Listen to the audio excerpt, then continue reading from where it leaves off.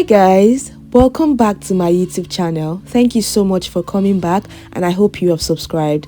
I'll be showing you how to make Edika-Ikong in this video and I hope you enjoy it. So I have my scotch bonnet pepper, red and yellow, but you can choose to use just one of it. Then I blended that roughly.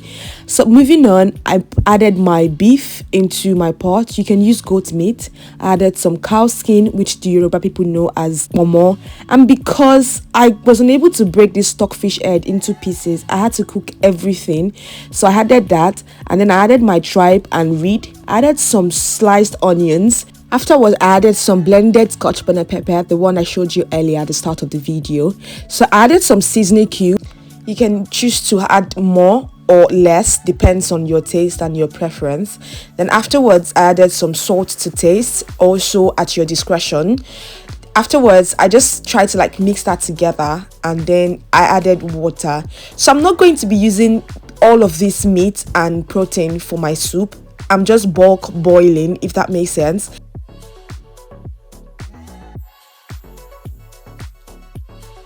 So while the meat is boiling, I'm just going to continue with the other prep. So I have fluted pumpkin, the Nigerians call it ugu.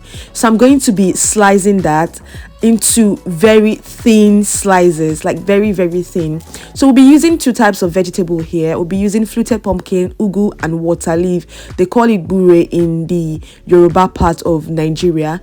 So I kind of feel like I wasted money buying this bure or water leaf because it was too small. And because it was small, it was not enough for what I wanted to use it for. So I had to rush out. I went to the store to buy spinach just to add it. So if you are in diaspora or somewhere that you can't find water leaf, spinach is a very good option. You can find it in Tesco, Sainsbury's, any store. So just buy spinach and just slice it very thin. So this is bure and spinach, water leaf and spinach. There is really no difference, to be honest. They kind of substitute each other very well. So now I'm just going back to check my meat, and because I'm not trying to use all of the stockfish head, I'm just going to divide it into two and then pour one portion back into the pot to cook.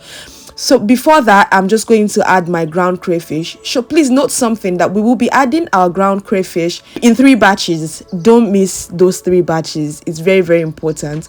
I'm just going to be covering it back to cook and then come back to take out the meat, because I mentioned initially that I am bulk cooking my meat. I would like to use the meat for something else as well. So I already took part of it, and this is the one left in the pot for me to cook. I added some more scotch bonnet pepper and palm oil. Please note that if you do not like spicy food, then skip this part of your scotch bonnet. Since you already added at the beginning, you can just move on with your cooking like that, if that makes sense. So you want to keep checking that the water is completely dried before you continue. But due to the fact that I was rushing out of the house, I had an appointment with my GP, so I couldn't really wait until the water was completely dried. But please, if you are remaking this, make sure that you are patient enough. Do not do it on days you are rushing out, because the water needs to be very dried or completely dried before you add your veggies. So the first veggies I'm going to be adding is the water leaf and the spinach combination. That goes in first. You add that before you add your second batch of crayfish, grounded or ground crayfish. Then you want to mix that together thoroughly and cover to cook for few minutes.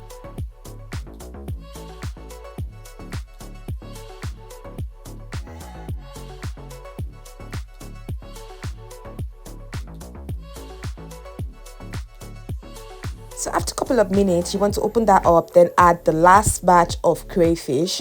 Afterwards, you want to add more palm oil. This is just to give it color, so your soup does not look too dull. But if you don't want too much oil in your food, you can just keep that. Well, this oil was not too much, to be honest. It was quite controlled. So then afterwards, I'm going to be adding my ugu leaf. That's the fluted pumpkin. I'm going to stir that together. You can see that there's a little bit of water in this soup. If you are making yours, make sure it's very dried. I'm stressing that because I was not happy with the fact that I had water in this, and I didn't want to miss my appointment as well. So, but at the end of the day, it came back to be thick. After I got back home, it was quite thick already, so it wasn't so bad actually. This was what we had at the end of it. You can see the pomo looking so yummy and sweet. I paired mine with some poundo I add rice with it as well later in the day. It was really good. So you can pair it with anything that you want. It's vegetable anyway, so anything goes. This was really sweet. I hope you guys will try it. Don't forget to subscribe to my YouTube channel for more recipes, and I'll see you guys in my next video. Bye.